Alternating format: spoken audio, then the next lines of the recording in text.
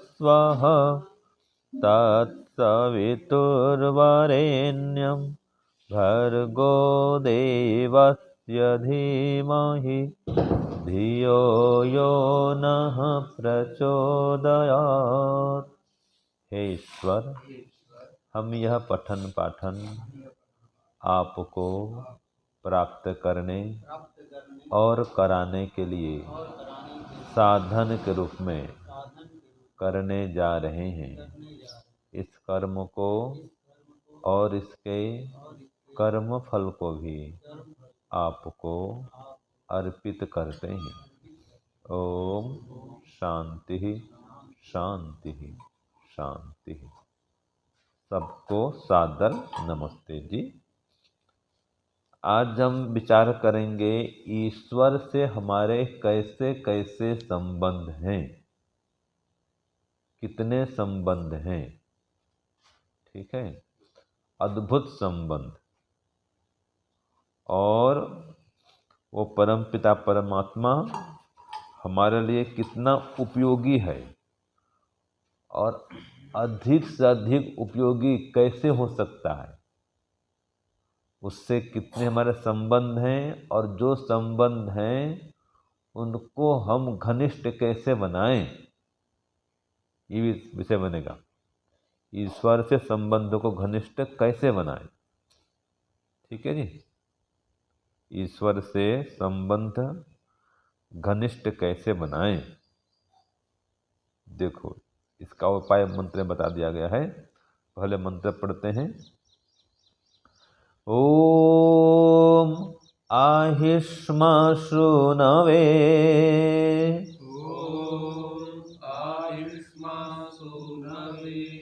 पिता पिर्यजत्यापये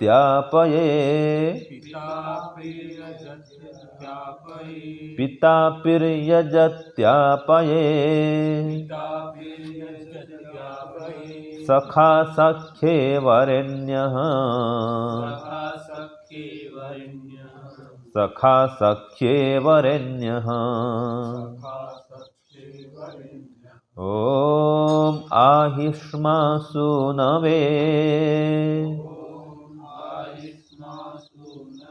पिता पिर्यजत्यापये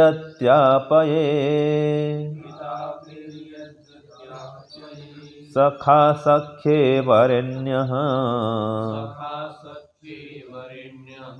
सखा सख्ये वरेण्यः सखा सख्ये वरेण्यः सखा सख्ये वरेण्यः। तो इस मंत्र में कहा पिता सुनवे, जैसे पिता सुनवे माने अपने सुंदर पुत्र के लिए, सुनु सुनु माने पुत्र, यही से बनता है सन, SON बनता ना, SON सन। तो ये है सुनु, सुनु से सन बनता है। ऐसे फादर, पितर से पीटर, पीटर से फादर, ऐसे फादर बनता है। हाँ जी, समझ गए। जो आजकल फादर बनते हैं, बोलते हैं फादर कैसे बनता है, हैं? पितरह, उसका मूल शब्द क्या है, पितरह, पितरह से पीटर, पीटर से फिर फादर। हाँ, ग्रीक लेटिन होते हुए पीटर पाटर ऐसा बनता है। पितरह, पीटरह, फिर पीटर, पाटर, फिर फादर।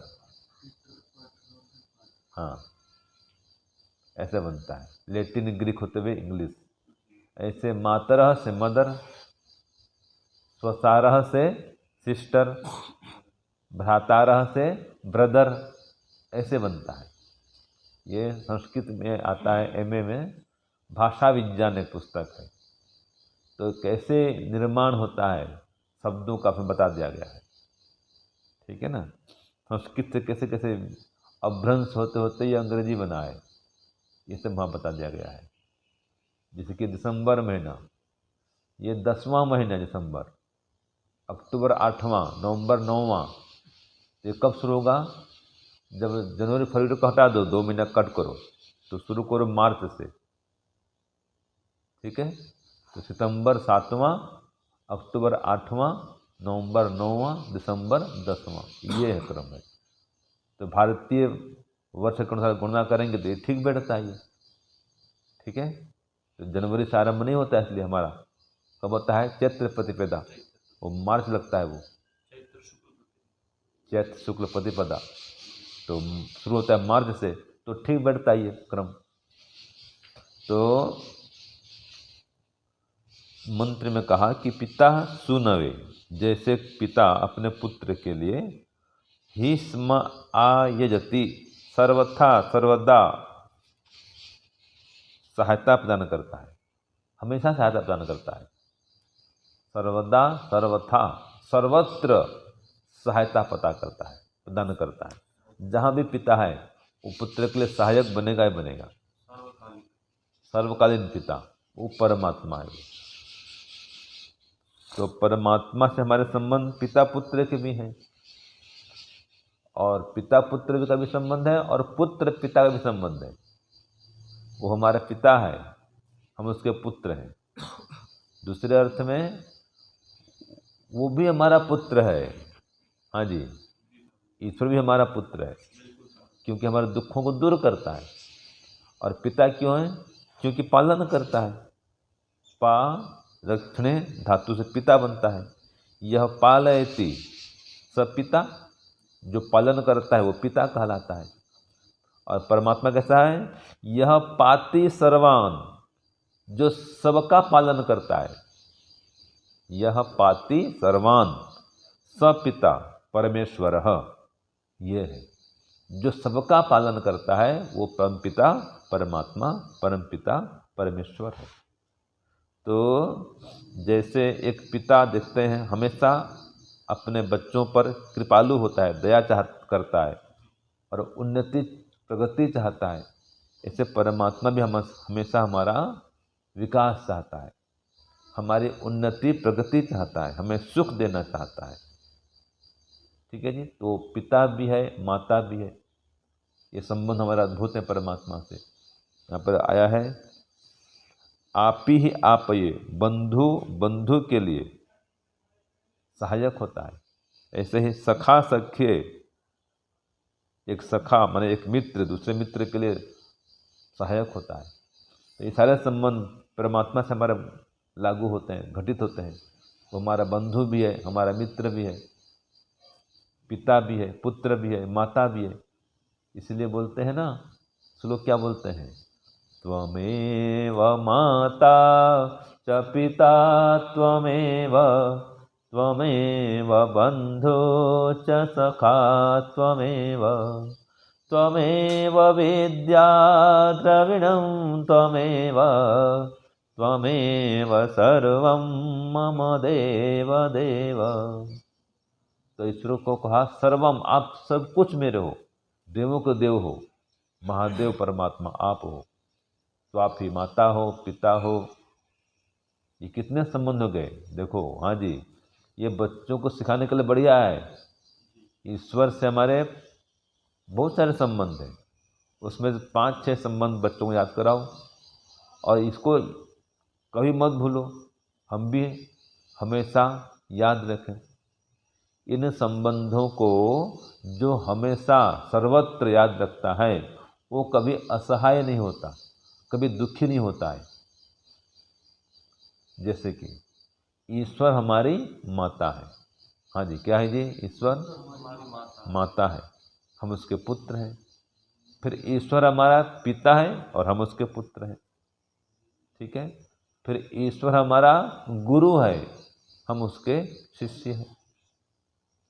फिर ईश्वर हमारा मित्र है, हम उसके मित्र हैं। ईश्वर हम सबका राजा है, हम उसकी प्रजा हैं। और ईश्वर हमारा भगवान है, हम उसके भक्त हैं। संबंध कितने हो गए? 5। और एक संबंध जो नित्य रहता है, व्याप्य व्यापक। ईश्वर हमारे चारों ओर व्यापक है, हम उसमें व्याप्य हैं। ये बच्चों को याद करना चाहिए, तो भयभीत कभी नहीं होंगे। फिर वो ये भूत प्रेत का डर लगता है उनको ना, भाई याद करा दो, कि हमेशा ईश्वर साथ है, पिता रूप में, माता रूप में, गुरु रूप में, मित्र रूप में, राजा के रूप में, क्यों भयभीत होते हो? तो बच्चों डर भय निकल जाएगा। ठीक है जी। तो ये हो गया। तो परम पिता परमात्मा हमारे लिए पुत्र समान सुखदायक है, रक्षक है, और मित्र समान भी सहायक है। देखो, वरेण्य सखा सख्य, जो वर्णीय सखा होता है, मन आज को बोलते हैं सच्चा मित्र होता है, वो अपने मित्र के लिए खूब सहायता करता है। ठीक है ना। ऐसे ही आप ये एक बंधु है, अपने बंधु का सहायक होता है। संसार में बोलते हैं ना बंधु बांधव, ये हमारे बंधु बांधव हैं। वो बंधु कब बनते हैं जी? दो परिवार में बंधु का संबंध कब होता है? जब विवाह संबंध होता है ना जी, तो पुत्र का विवाह हुआ किसी कन्या से, तो आपस में दोनों क्या बन जाते हैं? बंधु बन जाते हैं। दोनों परिवार में संबंध होता है बंधु का। तो शादी में, विवाह में सब बंधु बांधवों को बुलाया जाता है। चाचा, मामा, ताऊ, इन सब के परिवार को बुलाना पड़ता है। ठीक है। भांजा, भांजी और फूफा, फूफी, जितने संबंध हैं ये सब बंधु बांधव होते हैं। ठीक है ना। तो ये सहायक होते हैं आपत्ति काल, विपत्ति काल में। ऐसे परमात्मा भी हमारा बंधु है। ठीक है ना जी। बंधु कहते हैं जो सुख और सुख के साधनों में आबद्ध कर दे, जो सुख और सुख के साधनों से आबद्ध करे वो बंधु। तो परमात्मा हमारा बंधु है और हमारा पिता भी है। देखो, पिता 5 प्रकार के होते हैं, पहले बताया था ना। कौन कौन से बताइए, बताइए। रक्षा करने से पिता होता है स्वामी, हाँ, जन्म देने वाला पिता स्वामी, हाँ, और स्वामी जो रक्षा करे कहीं पर, वो पिता। वो तो हो गया रक्षा, दोबारा बोल दिए। वो तो पिता, एक तो पिता स्वामी जिससे हम उत्पन्न हुए, पिता। हाँ, उसको बोलो जन्मदाता। जन्मदाता, एक जन्मदाता, एक जन्मदाता स्वामी। दूसरा एक भयत्राता, रक्षा करने वाला। हाँ, जन्मदाता, भयत्राता, और दो हो गए स्वामी। हाँ, और 3 और बताए स्वामी। बताइए। हैं? रक्तदाता, हाँ, प्राण त्राता का प्राण जाता है, खून दिया, प्राण बचा दिया। भयत्राता, प्राण त्राता एक ही तो हो स्वामी। हाँ, रक्त जो दान करते हैं तो रक्षा करेगा उसकी। हाँ, प्राण बचा रहा है, ये मुख्य अर्थ ये है। ज्ञान दाता स्वामी। हाँ, गुरुजी, विद्यादाता। विद्यादाता, ठीक है। जो गुरुजी है। हाँ, 3 हो गए स्वामी। हाँ, 2 और बताए स्वामी। हाँ, उपनेता, जो उपनयन करता है। उपनयन करने वाला। ठीक है। और अन्नदाता, जो अन्न प्रदान कर रहा है, पालन कर रहा है। ठीक है। तो ये परमात्मा, ये सब प्रकार के पिता हमारे, ये सभी लक्षण परमात्मा में घटते हैं। जन्मदाता भी है, प्राणदाता, बचाता भी है, प्राण त्राता भी है, और भय त्राता भी, एक ही बात है वो। अन्नदाता भी है, उपनेता है ना। जन्म काल से जब जनेऊ पहनाया था, गर्भावस्था में जनेऊ पहनाता है वो, तो ऐसा उपनेता है वो। जो गर्भ नाल से जुड़ते हैं ना माता से, वो ये जो पैसवान पूरा ऐसे लगा रहता है पहले से, गर्भनाल में ही हमको उपनयन करके भेजता है परमात्मा। ठीक है जी। अन्नदाता सभी उत्पन्न वही तो कर रहा है। किसान तो खाली बीज बिया, उसमें कौन फसल लगाता है, पाक कौन लाता है? परमात्मा। तो परमात्मा से हमारे बहुत सारे संबंध हैं। तो सच्चा मित्र भी है, बंधु भी है, पिता भी है, माता भी है, गुरु भी है, राजा भी है। ये सब संबंध ईश्वर से हैं। तो इन संबंधों को घनिष्ठ कैसे बनाएं, या परमात्मा से संबंध को घनिष्ठ कैसे करें, ये प्रश्न आता है। हाँ जी, परमात्मा से संबंध को घनिष्ठ कैसे करें? हाँ, शीर्षक रहेगा। तो परमात्मा से संबंध को घनिष्ठ करने के लिए क्या उपाय है? तो उसके गुणों का चिंतन करें। उससे परिचय को बढ़ाएं, उसका अधिक से अधिक परिचय जानें। जैसे कि कोई व्यक्ति है, आपके यहाँ कोई नया ये आ गया, कौन आ गया, कलेक्टर साहब आ गए कोई, ठीक है। अब उससे संबंध कैसे घनिष्ठ होगा, संबंध कैसे होगा, एक बार आप मिलने गए हैं, एक बार मिलने गए तो आपने उनको निमंत्रण दिया कि हमारे यहाँ पर आइए, वार्षिक उत्सव हो रहा है, पर पूछा आपने, परिचय आदि पूछा, आप ठीक हैं, कहाँ से आए हैं, ये है वो है, हमारे कार्यक्रम में आइए। तो उसने कहा कि मैं अमुक गांव से हूँ। तो वो तो आपको जिला पड़ता था, अच्छा मैं भी उस जिले का हूँ, तो निकटता बढ़ गई परिचय बढ़ने से। फिर उन्होंने कहा हमारा कार्यक्रम होगा, हमारे समाज से आते हैं, हमारा गुरुकुल है, अच्छा मैं भी वहाँ जाता था आर्य समाज में, तो और संबंध हो गया, वो आर्य समाज के मिल गया आपको। फिर हमारे यहाँ हवन है, 100 कुंडी हवन है, आप आइए, अच्छा मैं भी रोज़ हवन करता हूँ, देखो, तो याज्ञिक मिल गया आपको। तो जैसे जैसे उसको गुण जानेंगे, आपका प्रेम बढ़ रहा है ना, संबंध घनिष्ठ हो रहा है ना भाई। आपने कहा हमारे रोज वेद स्वाध्याय करते हैं, मैंने कहा हाँ मैं भी रोज रोज हवन करता हूँ, फिर वेद पढ़ता हूँ रोज, मैं भी स्वाध्याय करता हूँ। उन्होंने कहा मैं तो रोज पंच महायज्ञ करता हूँ, ठीक है जी। और जब जाता हूँ गांव में, हमारे वहाँ जाता हूँ हर समाज में, हाँ मेरे बच्चों को भेजता हूँ शिविरों में, आर्य विजल शिविर में भेजता हूँ बच्चों को। अभी नया नया मेरे यहाँ पर पोस्टिंग हुआ है, तो आपसे जुड़ गया तो आपसे भी जुड़ेंगे। तो जैसे जैसे जाने, अब आपका प्रेम बढ़ा ना भाई, बढ़ गया। अब कोई भी कार्यक्रम हो आप उसके पास जाते हैं, फिर वो भी हवन करता है, आपको बुलाता है, आपके यहाँ होता है हवन, आप बुलाते हैं, तो संबंध घनिष्ठ हो गया।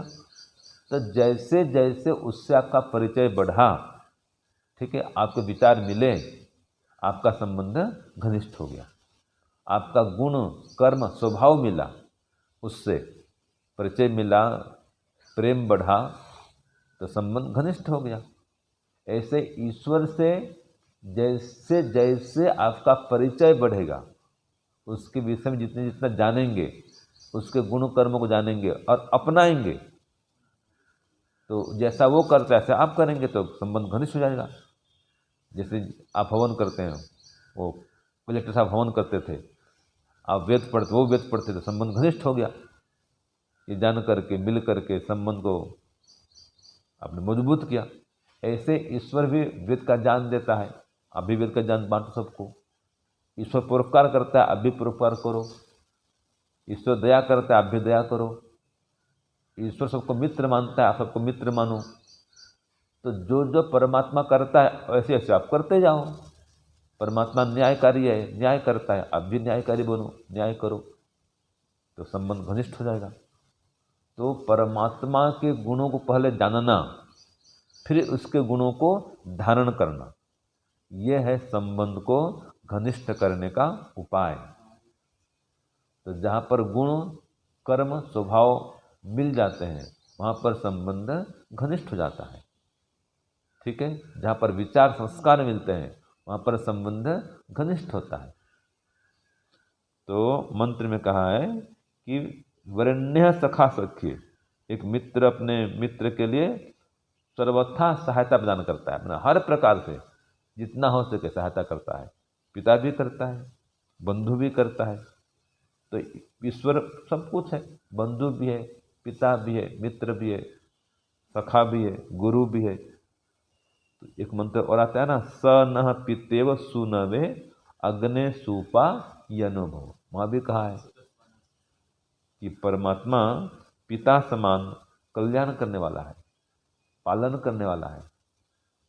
एक जगह और आता है मंत्र में, त्वम ही न पिता वसो, लिखो कहाँ का पिता का है परमात्मा को, त्वम ही न पिता वसो।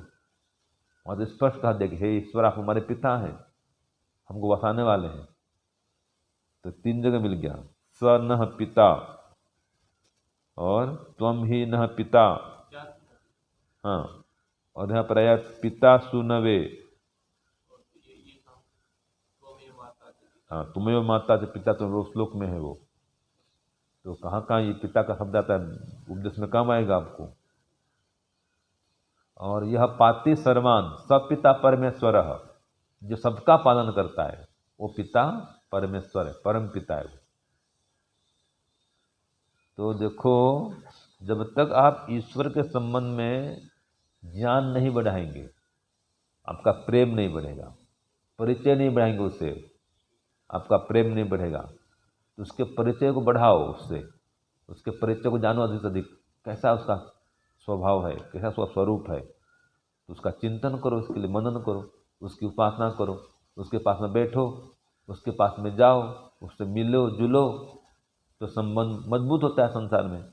ऐसे परमात्मा के पास बैठो, उसकी उपासना करो, ध्यान करो, चिंतन करो, मनन करो, आपका संबंध परमात्मा से घनिष्ठ हो जाएगा। ठीक है, तो ये है उपाय, परमात्मा से संबंध को घनिष्ठ करो। और याद रखिए, जो परम पिता परमात्मा है वो सामर्थ्यवान है। ये लौकिक माता पिता पास इतना सामर्थ्य नहीं होता है, वो चाहते हुए भी सहायता नहीं कर पाते।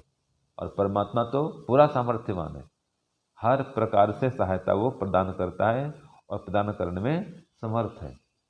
तो इसलिए ईश्वर से संबंध को मजबूत करें, घनिष्ठ करें। तो उसका उपाय क्या बता दिया? उसका चिंतन करें, मनन करें, उससे प्रीति बढ़ाएं, उसके गुण कर्म स्वभाव को धारण करें, प्रत्येक दिन इसकी उपासना करें, तो वो भी सहायता जरूर करेगा। जैसे कि वरेण्य सखा सख्य, एक सच्चा मित्र अपने मित्र की सहायता करता है, वैसे ईश्वर हमारा सच्चा मित्र है, हमारी सहायता जरूर करेगा वो। एक पिता पुत्र की सहायता करता है, कल्याण करता है, वैसे ईश्वर हमारा परम पिता है, वो कल्याण करेगा। एक बंधु दूसरे बंधु सहायता करता है, तो परमात्मा हमारा बंधु भी है। हम जब सेवा करते थे ना स्वामी सत्यपति जी की, तो सुनते थे वो ईश्वर को पिताजी पिताजी पुकारते थे, हे पिताजी हे पिताजी। बोले तो लगा अरे पिताजी कहाँ से आ गए स्वामी जी के, सपने में बोल रहे हैं क्या? रात को उठेंगे सपने में, कोई पिताजी पिताजी बोलते थे मैंने उठते ही। तो कोई नया सोचे व्यक्ति कि देखो अभी तो अपने पिताजी को भूलने नहीं है, लेकिन वो ईश्वर को पिताजी बोलते थे। हाँ, जैसे हम पुकारते हैं पिताजी करके, ऐसे ही पिताजी पिताजी, कितना उनका संबंध घनिष्ठ था, सोच लो आप। हम भी बोलते हैं परम पिता, बोलते हैं हे परम पिता, बोलते हैं ना भाई, वो तो पिताजी बोलते सीधा प्रेम से, पिताजी। हाँ, पिताजी मतलब निकट संबंध हो गया ना भाई। परम पिता बोलने से तो ईश्वर का बोध हो रहा है, और पिताजी बोलने से सीधा एकदम साक्षात पिता का बोध हो रहा है। तो ये स्वामी सत्यपति जी को हम कई बार सुने, जो भी सेवा करेगा सुनता था वो, तो पिताजी बोलते थे वो ईश्वर को। तो वो सच्चे ईश्वर भक्त थे। तो इस प्रकार से ईश्वर की भक्ति बढ़ाएंगे तो उससे प्रेम बढ़ेगा। ठीक है, तो आज हमने पढ़ा, सुना, जाना कि ईश्वर हमारा पिता भी है, वो हमारा मित्र भी है, हमारा बंधु भी है, और गुरु भी है, सखा भी है, राजा भी है। तो उससे संबंध को घनिष्ठ बनाएं, और संबंध को घनिष्ठ बनाने के लिए उसका चिंतन करें, मनन करें, उसके गुणों को जानें। जैसे परिचय बढ़ाते हैं कलेक्टर साहब से, तो संबंध होता है घनिष्ठ, बार बार उससे मिलते जुलते हैं तो संबंध होता है घनिष्ठ। ऐसे ईश्वर से अपना परिचय बढ़ाएं, उससे मिले जुले, माने उसकी उपासना करें, दिन भर उसको याद करते रहें। जब भी मौका मिला आंख बंद कर बैठ गए तो उसके पास पहुंच गए, चिंतन करें उसके गुणों का, और फिर गुणों का चिंतन करके धारण भी करें।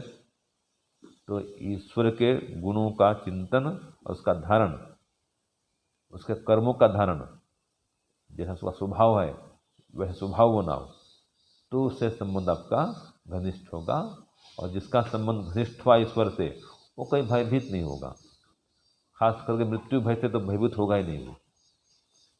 कभी अपने को अकेला महसूस नहीं करेगा, हमेशा सहायक रूप में ईश्वर उसके सामने विद्यमान होंगे। इसलिए ईश्वर से संबंध को घनिष्ठ करें और जीवन को सुखमय बनाएं, महान बनाएं। ओम शांति ओम शम। सबको सादर नमस्ते।